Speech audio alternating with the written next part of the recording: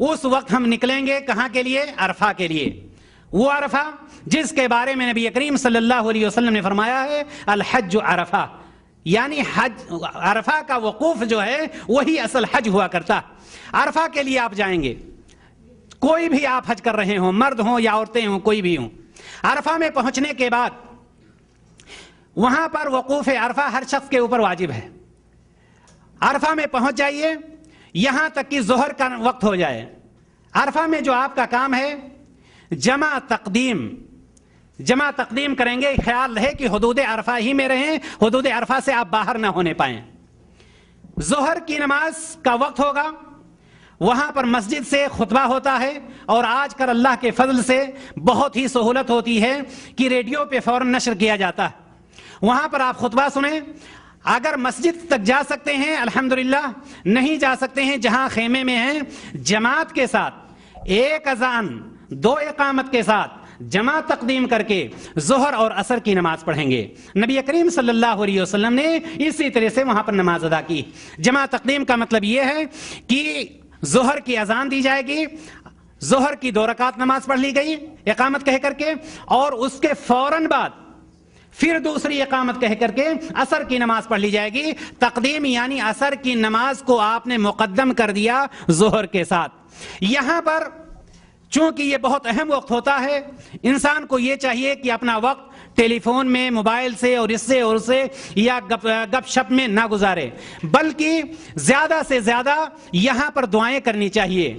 چونکہ اللہ تبارک و تعالی عرفہ کے دن جتنے لوگوں کو جہنم سے آزاد کرتا ہے پورے سال میں کسی بھی دن آزاد نہیں کرتا. سب سے زیادہ عرفہ کے دن اللہ تبارک و تعالی جہنمیوں کو آزاد کرتا. اس لیے ہمیں اور آپ کو سب سے زیادہ وہاں پر دعاؤں کا خیال کرنا چاہیے. قرآن کی تلاوت میں لگے رہے ہیں، ذکر و اذکار میں، تسبیح و تحلیل میں لگے رہے ہیں. عرفہ کی جو اہم دعا ہے لا الہ الا اللہ وحدہ لا شریک لہ لہ الملک ولہ الحمد وہو علی کل شیء قدیر، یہ دعا آپ وہاں پر زیادہ سے زیادہ پڑھتے رہیں. دینی بھائی اور دوستو، عرفہ میں آپ نے 2 وقت کی نمازیں پڑھ لی، ظہر کی اور عصر کی جمع تقدیم کے ساتھ. اب آپ عرفہ میں کب تک رہیں گے؟ عرفہ میں آپ کو مغرب تک رہنا ہے، یہاں تک کہ مغرب کی اذان ہو جائے. مغرب کی اذان ہونے کے بعد آپ کو یہ چاہیے کہ آپ عرفہ چھوڑ دیں گے. مغرب کی اذان ہونے کے بعد عرفہ آپ کو چھوڑ دینا ہے، نماز نہیں پڑھنی. نماز کہاں پڑھیں گے؟ مزدلفہ میں پہنچ کر کے. جب مزدلفہ میں پہنچیں گے تو وہاں کا طریقہ یہ ہے جمع تاخیر، یعنی وہاں پر جمع تاخیر کی جائے گی. مغرب کی نماز کو مؤخر کر کے عشاء کے ساتھ، مغرب کی 3 رکعتیں اور عشاء کی 2 رکعتیں، 1 اذان اور 2 اقامت کے ساتھ. کچھ لوگ وہاں پر پہنچنے کے بعد، مزدلفہ میں پہنچنے کے بعد پوری رات عبادت میں لگا دیتے ہیں، جبکہ نبی کریم صلی اللہ علیہ وسلم سے 2 چیزوں کے علاوہ کچھ بھی ثابت نہیں ہے. نبی کریم صلی اللہ علیہ وسلم نے دونوں نمازیں ادا کی، وتر کی نماز ادا کی، بس. اس کے علاوہ پوری رات آپ نے آرام فرمایا، پھر فجر کی نماز ادا کی. یاد رکھیں وتر کی نماز نبی کریم صلی اللہ علیہ وسلم نے وتر کی نماز اور فجر کی 2 سنتیں یہ نہ آپ نے سفر میں چھوڑی ہیں نہ حضر میں، ہمیشہ آپ پڑھتے رہیں. اس لیے وہاں پر بھی ادا کی جائے گی، اور وہاں پر پوری رات آرام کریں. آرام کرنے کے بعد فجر کی اذان ہو جائے، فجر کی اذان ہونے کے بعد نماز پڑھیے، اور جب سورج تھوڑا طلوع ہو جائے، جو سورج طلوع ہونے سے تھوڑا پہلے جب روشنی آنے لگتی ہے اس وقت قبلہ کی طرف رک کر کے آپ دعا کریں. اس کے بعد آپ نکلیں گے کہاں کے لیے؟ مینا کے لیے. اب ہو گئی آپ کی 10ویں تاریخ جو اصل کام ہے. اس رات میں آرام کرنا اسی لیے زیادہ مناسب ہے چونکہ 10 تاریخ کو بہت زیادہ کام ہوتا. آئیے ہم دیکھیں 10 تاریخ میں کام کیا ہوتا ہے. لیکن اس سے پہلے مینا میں جو ہوتا ہے، مینا میں کچھ لوگوں نے یہ سمجھا، مزدلفہ میں کچھ لوگوں نے یہ سمجھا کہ یہاں سے کنکریاں لینا بالکل ضروری. کنکریاں لینا ضروری نہیں. اگر کنکریاں آپ کو مل جاتی ہیں آپ کنکریاں لے لیجئے، وہ بھی کنکریاں چنے کے دانے سے کچھ بڑی ہوں، نہ کہ بڑے بڑے ڈھیلے لے کر کے اور شیطان کو مارنے جا رہے ہوں. چنے کے دانے سے کچھ بڑی کنکریاں اگر نہیں ملتی ہیں، مینا میں کہیں بھی آپ کنکریاں لے سکتے ہیں. جس خیمے میں ٹھہرے وہاں سے بھی کنکریاں آپ لے سکتے ہیں. آپ مینا پہنچ جائیں گے، 10वीं तारीख है, 10 तारीख को हाजी को सबसे ज्यादा काम करना पड़ता है। तरतीब से जो काम है वो काम सबसे पहले बड़े जमरा को 7 कंकरियां मारना है, जिसको हम आप अपने लफ्जों में बड़े शैतान को कहते हैं। 7 कंकरियां मारेंगे। उसके बाद कंकरियां मारने का तरीका क्या होगा? कंकरियां आप वहां पर जमरा पर पहुंचे और वहां पर पहुंचने के बाद 7 कंकरियां आपके हाथ में हैं, एक एक कंकरी करके अल्लाह अकबर कह करके मारते चले जाएं। ना ये कि 7 कंकरियां एक दफा में लिफाफे में पैक करके आप फेंक दें। साथ ही साथ एक जो गलतफहमी लोगों से होती है कि इन कंकरियों को कुछ लोग धुलते हैं कि हम धुल करके मारेंगे, और कुछ लोग खुशबू लगाते हैं। हालांकि इन सारी चीजों से कोई ताल्लुक नहीं। उन लोगों का पहली बात तो अकीदा यह होता है कि हम शैतान को मारने जा रहे हैं, तो मारेंगे शैतान को, और किससे मारेंगे? खुशबू लगा करके। मेरे भाइयों और दोस्तों, ना शैतान को मारना है, ना खुशबू लगाना है। नबी करीम सल्लल्लाहु अलैहि वसल्लम ने हमें और आपको एक तरीका बतलाया है, उसके मुताबिक, बिल्कुल उसी तरीके के मुताबिक हमें 7 कंकरियां अल्लाह अकबर कहकर हर कंकरी के साथ जो है बड़े जमरा को कंकरियां 7 कंकरियां मारनी। कंकरियां मारने के बाद कुर्बानी करनी है।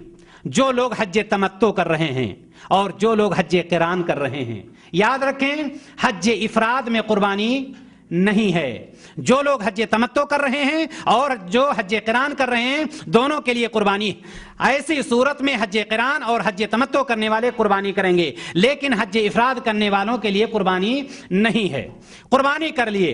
अब तीसरा काम तरतीब से जो ये है कि सर के बाल आप छिला दीजिए, मुंडा दीजिए। सर के बाल आप छिला दें। कोई भी हज कर रहे हों, औरतों को चाहिए कि अपनी उंगली के पोर के बराबर अपने बाल को काट दें। ऐसी सूरत में अब वो सारी चीजें आपके लिए हलाल हो चुकी जो एहराम बांधने के बाद या हज की नियत करने के बाद आप पर हराम हो गई थी। अब बीवी के अलावा, हम बिस्तरी के अलावा सारी चीजें आपके लिए हलाल हो चुकी हैं। बाकी एक काम रह गया जिसको तवाफ़े इफाजा या तवाफ़े ज़ियारा कहा जाता।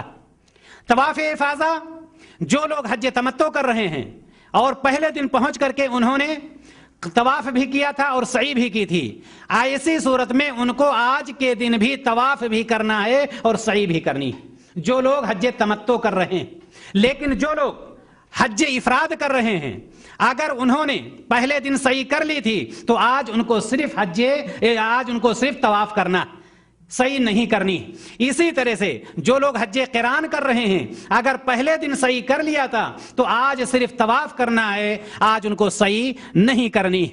साथ ही साथ ये भी याद रहे, अगर कोई शख्स थक गया है, परेशान हो गया है, तो ऐसी सूरत में तवाफ़े इफाजा को या तवाफ़े ज़ियारा को दूसरे दिन के लिए आप मुअख्खर भी कर सकते हैं।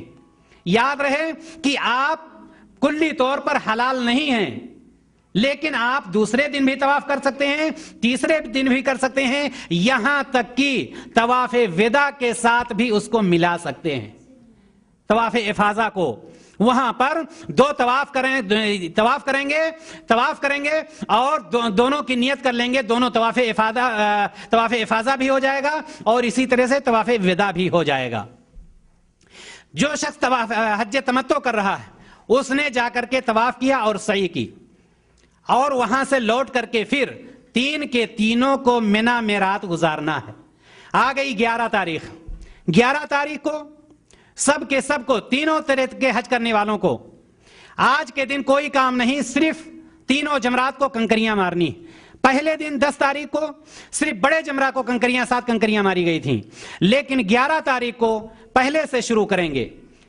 7 कंकरियां यानी 21 कंकरियां आप ले लीजिए और जमरात पे चले जाइए। आजकल अल्हम्दुलिल्लाह बहुत ही ज्यादा सहूलत हो गई।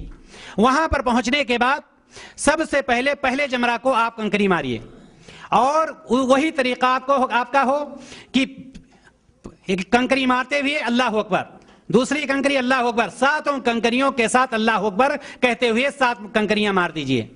यहां पर एक बात याद रहे, अगर कोई बूढ़ी औरत है, बूढ़ा मर्द है, अगर वो नहीं जा सकता है तो उसकी तरफ से नियाबतन कोई शख्स कंकरियां मार सकता है, लेकिन उसके लिए शर्त यह है कि पहले वो अपनी कंकरियां मारे اس کے بعد اس کی کنکریاں مارے۔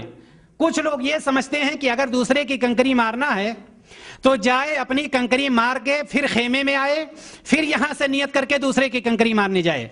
یہ ضروری نہیں ہے، وہیں پر پہلی دفعہ پہلے اپنی کنکریاں مار لے اور اس کے بعد اس بوڑھے مرد کی طرف سے یا بچے کی طرف سے یا عورت کی طرف سے کنکریاں مار سکتا ہے، لیکن اس کے لیے شرط یہ ہے کہ جو شخص حج کر رہا ہو، نہ کہ جو شخص حج نہ کر رہا ہو۔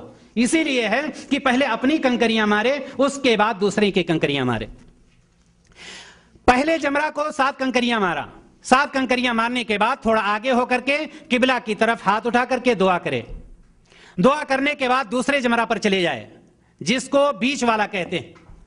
بیچ والے جمرے پر جا کر اسی طرح سے 7 کنکریاں مارے، ہر کنکری پر اللہ اکبر کہے، اور اس کے بعد پھر آگے ہو کر کے ہاتھ اٹھا کر کے دعا مانگے، یہاں تک کہ تیسرے جمرہ پر پہنچ جائے۔ تیسرے جمرہ پر پہنچے اور اسی طرح سے 7 کنکریاں مارے، لیکن تیسرے جمرہ کے بعد ہاتھ اٹھا کر دعا مانگنا نہیں ہے، بلکہ فوراً مڑ کر کے اپنے رہائش کی طرف یا اپنے خیمے کی طرف چلا جانا۔ وہاں پہنچنے کے بعد اب اس کے لیے کوئی کام نہیں، اب وہ وقت پر نماز پڑھتا رہے، تسبیح و تعلیل کرتا رہے، ذکر و اذکار میں لگا رہے۔ اس کے بعد 12 تاریخ آ جائے گی، 12 تاریخ کو بھی اسی طرح سے کنکریاں مارنا ہے جس طرح سے 11 تاریخ کو کنکریاں ماری تھیں۔ 3 کے تینوں لوگوں کو، چاہے حج تمتع کر رہے ہوں، چاہے حج قران ہو، چاہے حج افراد ہو، اور مرد ہو یا عورت، سب کا طریقہ ایک ہی ہوگا۔